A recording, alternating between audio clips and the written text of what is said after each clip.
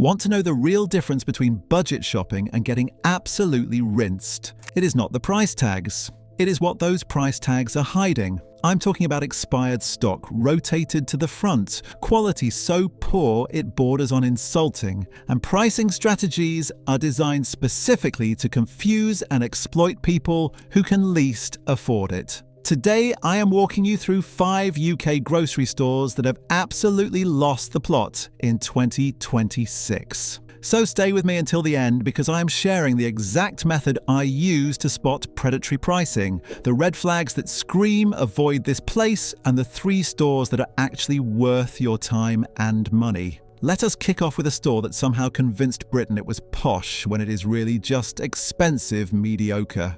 Number 5. Waitrose. Right, let us address the elephant wearing a barber jacket in the room. Waitrose has positioned itself as the supermarket for people who think they are better than you. The branding screams understated elegance. The stores are designed like middle-class fantasies, and the customer base treats shopping there like a personality trait. Here is the uncomfortable reality. Waitrose is charging premium prices for decidedly non-premium products. Take their Essential range. Brilliant marketing? That. Essentials suggest basic, affordable, necessary items. Except their Essentials cost more than equivalent products at literally every other major supermarket chain. A 4-pint bottle of Essential semi-skim milk costs about £1.40. Tesco charges £1.25. Asda £1.15. You are paying an extra 25 pence per bottle because the packaging has that reassuring green stripe. But surely the quality justifies the markup. Does it though? I bought identical products from Waitrose and Sainsbury's, same suppliers in many cases, because supermarket buyers do not work in isolation. The Waitrose version costs 15 to 20% more. The taste? Identical. The packaging? Fancier. The actual value? Non-existent. Their fresh produce section is particularly offensive. Waitrose makes a massive deal about sourcing British, supporting farmers, seasonal vegetables picked that morning by workers wearing artisanal gloves. Then you check the labels and realise half of it is imported from Spain or Kenya, exactly like every other supermarket, except you are paying double for the privilege of feeling ethically superior. And the customer experience they bang on about? I have watched Waitrose staff be ruder to customers than anywhere else, secure in the knowledge that their clientele will tolerate it because shopping there signals status. There is something deeply wrong when a teenager stocking shelves makes you feel like you are inconveniencing them by existing. Ever notice how their meal deals are structured to punish you? Most supermarkets give you flexibility. Waitrose restricts which items qualify, ensures the premium options are excluded, and makes sure you are always spending more than the advertised deal price. You think you are getting that posh sandwich, fancy drink and snack for £4, but actually the sandwich you want is 50 pence extra, the drink is not included, and you have been manipulated into spending £6.50 on lunch.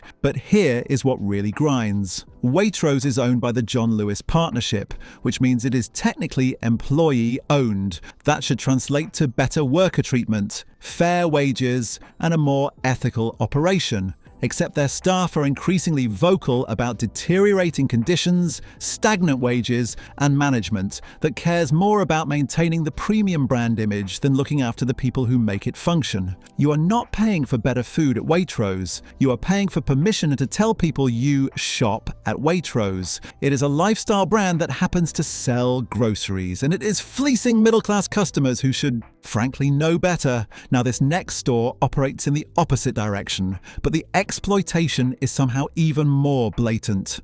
Number 4. Morrisons.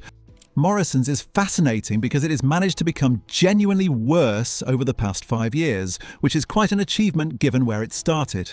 Once upon a time, Morrisons had a decent proposition: affordable prices, proper butcher counters, bakeries that actually baked on site, and a northern authenticity that resonated with people tired of southern supermarket chains telling them what to buy. That Morrisons died around 2018. Now, it is a confused mess run by private equity vampires more interested in asset stripping than selling food. Let us talk about their fresh food. The butcher counter that Morrisons built its reputation on, largely gutted. Most stores have scaled them back or removed them entirely, replacing skilled butchers with pre-packaged meat that sits under lighting designed to make everything look fresher than it is. You are paying butcher counter prices for meat that was cut and packaged days ago in a warehouse 50 miles away. Their bakery is even more insulting. Walk past any Morrisons at 7 in the morning and you will smell baking bread. Lovely, right? Except it is not bread being baked. It is par-baked loaves imported frozen, then browned in ovens to create the illusion of freshness. The smell is real, the craft is not. You are buying supermarket bread with bakery pricing and theatre degree production values. But let us talk about the pricing strategy, because this is where Morrisons reveals its absolute contempt for customers. Their shelf edge labels are deliberately confusing. Unit pricing is inconsistent. Promotional offers are structured to make comparison shopping nearly impossible. I spent an hour in Morrisons with a calculator checking whether their deals were actually saving money. In most cases, buying the standard product at Asda or Tesco worked out cheaper than Morrisons' promotional pricing. And their More Card loyalty scheme? It is not rewarding loyal customers. It is creating a two-tier pricing system where you need the card to access reasonable prices, while anyone without it gets gouged. Elderly customers who do not understand the system are systematically overcharged. It is exploitative by design. Ever been through a Morrisons self-checkout recently? It is an exercise in passive aggression. The system is calibrated to flag everything. You scan a bag of apples and suddenly you are waiting for authorization because the weight is apparently suspicious. You are not shoplifting. You are just trying to buy fruit. But Morrisons has decided that customer experience matters less than preventing shrinkage. Their staff increasingly looks defeated. Not rude exactly, just ground down by management that treats them like they are disposable. Wages are minimum wherever possible. Hours are unpredictable. Training is non-existent. Morrisons was bought by Clayton, Dubilier and Rice in 2021 for £7 billion. That is a private equity firm known for loading companies with debt, cutting costs and extracting maximum value before moving on. Since then, quality has dropped, prices have risen, and the entire operation feels like it is being run by people who hate the concept of grocery shopping. You can feel it the moment you walk in. The lighting is harsh. The store layout makes no sense. Products are frequently out of stock or expired. The whole experience feels like shopping in a store that is slowly giving up. If you are still watching at this point, you probably shop at least one of these stores regularly, and you are starting to feel personally attacked. Good. These companies rely on habit and convenience to keep you coming back despite treating you like garbage. But the next three, these are the stores that should genuinely be avoided unless you have absolutely no other option. One of them is so bad it has somehow made going to the shop feel like a punishment. And listen, if you know someone who is still defending any of these chains, someone who thinks they are getting value or quality, send this their way. Everyone deserves to know who is actually looking after customers and who is taking the absolute piss. Number 3, Co-op. The Co-op is particularly offensive because it is still trading on its cooperative heritage whilst operating like a corporate nightmare. Once upon a time, the cooperative movement meant something. Mutual ownership, community focus, ethical trading, and treating members like they mattered. Modern Co-op stores, they have kept the branding whilst abandoning every principle that made the cooperative model meaningful. Let us start with the pricing because it is genuinely shocking. Co-op is expensive. Not Waitrose pretending to be posh and expensive, just straightforwardly, inexplicably, and indefensibly expensive. A basket of standard groceries at Co-op will cost 15 to 25% more than identical items at Tesco or Sainsbury's. Sometimes more if they are feeling ambitious. Walk into any Co-op and try buying basics. milk, bread, eggs, cheese, and vegetables. You will spend a tenner on items that cost £7 at Asda. There is no quality difference justifying this. You are just being charged more because Co-op knows you are probably shopping there out of convenience, not choice. Their meal deals are hilariously overpriced.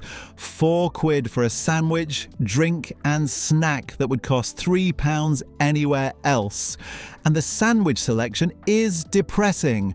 Limp triangles filled with ingredients that taste like they were assembled by someone who has heard of food but never actually eaten any. But here is where it gets really insulting. The Co-op membership scheme.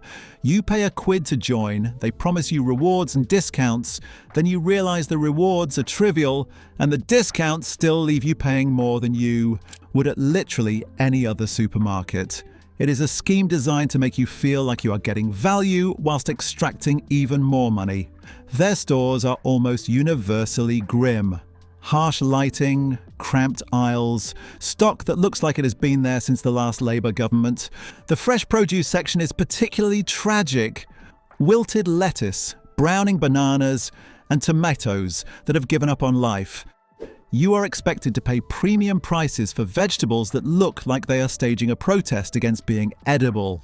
And the staff, overworked, underpaid and managed by people who seem actively hostile to the concept of customer service. I have watched Co-op staff openly argue with customers, refuse to help, and generally behave like you are ruining their day by daring to shop there. The Co-op makes much noise about ethical trading and supporting local communities. Brilliant, lovely. Except they are systematically closing profitable stores in working class areas whilst maintaining locations in affluent neighbourhoods. That is not a community focus. That is profit extraction dressed in cooperative language. Ever tried returning something to Co-op? It is like negotiating a hostage release. Their returns policy is deliberately restrictive, staff are trained to make it difficult, and you will leave feeling like you have committed a crime by expecting them to honour basic consumer rights. The pharmacy section is another scam. Co-op pharmacies charge more for over-the-counter medicines than Boots, which is genuinely impressive given that Boots is not exactly known for bargain pricing. You are being charged extra for the privilege of buying paracetamol in a shop that smells faintly of disappointment, but at least Co-op is not actively hostile to your existence. This next door has somehow managed to make grocery shopping feel like a low-level punishment. Number 2. Budgens. Budgens occupies this weird space where it is too expensive to be budget, not nice enough to be premium, and somehow manages to fail at both simultaneously. These stores are often positioned as your local Budgens, which is marketing speak for, we know you do not have other options, so we are going to rinse you dry. They pop up in villages, small towns and neighbourhoods where proper supermarkets have not bothered opening, and they exploit that monopoly position ruthlessly. I visited a Budgens in a Buckinghamshire village where the nearest Tesco was a 20-minute drive. The pricing was genuinely insulting. Basic items are marked up by 30 to 50%. A loaf of Hovis that costs £1.20 at Sainsbury's was £2. 4 pints of milk were £2.10. A jar of coffee cost nearly £9. This was not premium pricing for premium products. This was, we are the only shop within walking distance, so bend over pricing. But surely the convenience justifies higher prices. Except Budgens does not offer convenience. The stores are poorly stocked, selection is limited, and half the time they are out of basic items anyway. You are paying more for less choice and a shopping experience that makes Aldi look like Harrods. Their fresh food is a disaster. The fruit and veg sections look like they are supplied by someone who fundamentally misunderstands what fresh means. The produce is often bruised, going off, or just sad looking. The bakery section offers bread that has clearly been delivered frozen and defrosted with all the grace of a building site microwave. And their ready meals? I would rather eat the packaging. Budgens ready meals taste like they were created by someone who has only ever had food described to them through interpretive dance. Grim textures, weird flavors, microwavable sadness in plastic trays. The stores themselves feel stuck in 2005. Tired interiors, outdated fixtures, lighting that makes everything look vaguely jaundiced. Shopping there feels like stepping into a time warp where design and customer experience are alien concepts.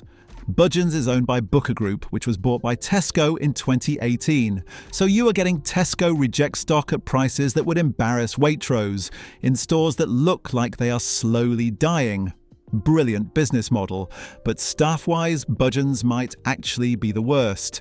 Not because they are rude, but because they are so obviously unsupported that interacting with them feels uncomfortable. Minimum wage, minimal training, managers who are never present, and an atmosphere of complete institutional neglect. Ever tried asking Budgens staff where something is? They will look at you like you have asked them to solve a cryptography puzzle, not because they are incompetent, but because the store is so poorly organised that nobody actually knows where anything is. Their loyalty scheme is a joke. You scan your card, collect points at a glacial rate, and eventually redeem them for pennies off shopping. You're already being overcharged. 4. It is a scheme designed to create the illusion of value whilst actually delivering nothing. And finally, at number 1, we have a store so systematically terrible it is genuinely impressive. Number 1. Iceland. Iceland is the absolute worst grocery store operating in the UK right now, and that is genuinely saying something given the competition. Let me be clear, I am not talking about the country. The country is lovely. I am talking about Iceland, the frozen food retailer, which has somehow convinced British shoppers that buying industrial freezer filler is an acceptable way to feed their families. Iceland positions itself as budget-friendly, family-focused, and convenient. It is none of those things. It is expensive, frozen garbage marketed to people who have been convinced they cannot afford better. Let us start with a fundamental problem. Iceland is almost entirely frozen processed food. Walk through any store, and 90% of what you see is in freezers. Ready. Meals, chicken nuggets, pizza, chips, ice cream, and products that sound like food, but are actually compressed industrial waste in appealing packaging. The quality is genuinely shocking. Pick up any Iceland ready meal and read the ingredients. You will find lists running to 40 or 50 items, most of which sound like they belong in a chemistry lab rather than your dinner. Modified starches, preservatives, emulsifiers, colours, flavours, and enough E-numbers to wallpaper a small flat. These are not meals. These are food-adjacent products engineered for long freezer life and maximum profit margin. Your body deserves better than mechanically recovered meat reshaped into nuggets and sold as chicken. But surely Iceland is cheap though. That is the trade-off, right? Except it is not even cheap anymore. I compared Iceland prices to Aldi and Lidl, which actually do offer genuine budget options. Iceland is consistently more expensive, sometimes significantly so. You're paying more for lower quality frozen rubbish than you would for actual food at proper budget supermarkets. Their price promise and promotional offers are deliberately misleading. Everything is on offer all the time, which means nothing is actually on offer. The real prices are just hidden behind fake discounts designed to create urgency and confusion. And they're 2 for £5 deals. Check the unit prices. You are rarely saving money, you are just buying more frozen garbage than you need,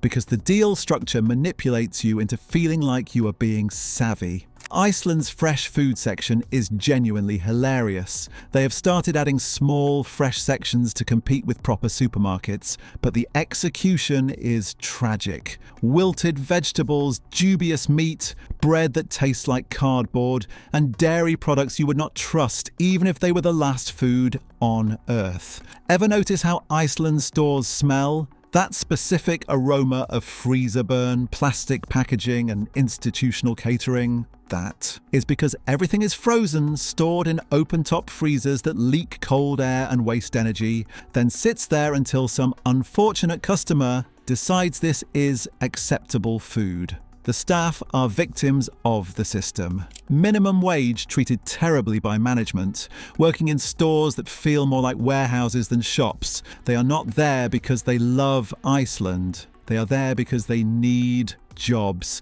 and Iceland exploits that desperation. Iceland also has this bizarre celebrity endorsement thing where they get Kerry Katona to front advertising campaigns. That is not shade at Kerry Katona, but using someone who has publicly struggled financially to sell frozen food to other people struggling financially feels exploitative in ways that make me genuinely uncomfortable. Their home delivery service is another scam. Minimum spends, delivery charges, restricted time slots, and the nagging suspicion that your frozen food has partially defrosted during transit. You are paying extra to have mediocre products dumped at your door by drivers who are probably having a worse day than you. Iceland is owned by Malcolm Walker, who founded the company and bought it back in 2005. He could use that autonomy to improve quality, reduce prices, or treat staff better. Instead, Iceland has doubled down on selling frozen processed food to families who deserve access to proper nutrition. The most offensive part? Iceland advertises itself as Mums Go to Iceland, specifically targeting mothers trying to feed families on tight budgets. That is predatory. You are not helping families. You are selling them industrial waste and pretending it is an economical choice. So what should you actually do? Where should you shop instead? Right, I promised alternatives. Here are 3 stores that actually give a toss about customers. Number 1, Aldi.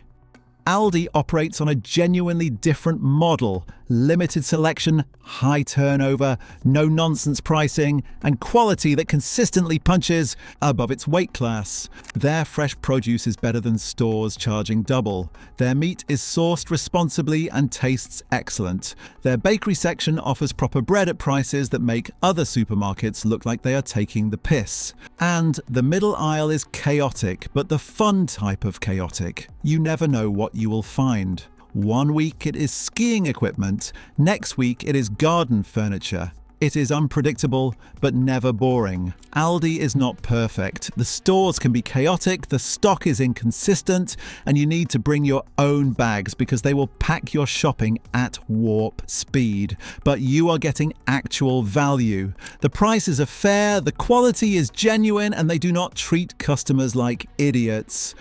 Number 2, Lidl.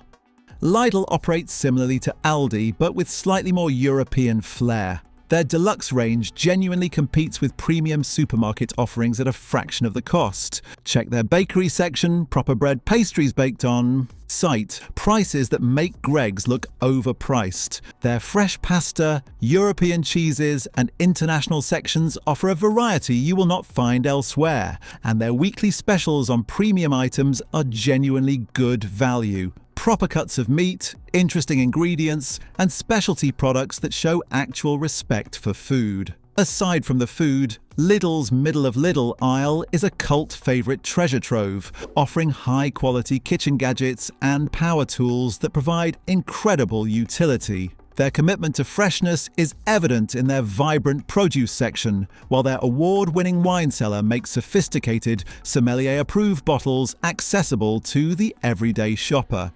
Number 3, local independent grocers.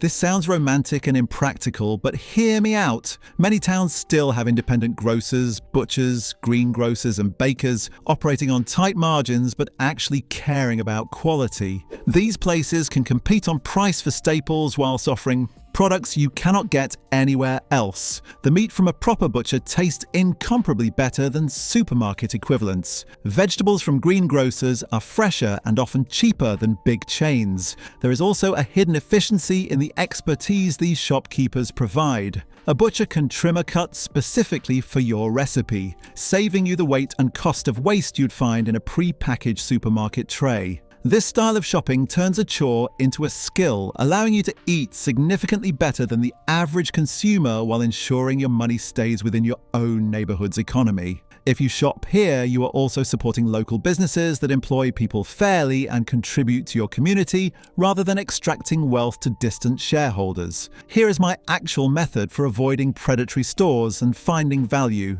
Check unit pricing, not promotional packaging. Supermarkets hide real prices behind confusing offers. Calculate cost per kilogram or per litre. That reveals actual value. Compare identical products across stores using online shopping sites. You do not need to visit, just open multiple tabs and check prices. The differences are shocking. Avoid loyalty card exclusive pricing. Any store that creates two-tier pricing based on card membership is exploiting customers who cannot or will not engage with their data collection schemes. Look at staff treatment. Unhappy, overworked, or rude staff indicate management problems that translate to worse customer experience. Stores with content staff are generally better run. Check stock rotation and expiry dates. Stores that care rotate stock properly and do not try to sell products approaching expiry without a clear discount. Anything else is contempt.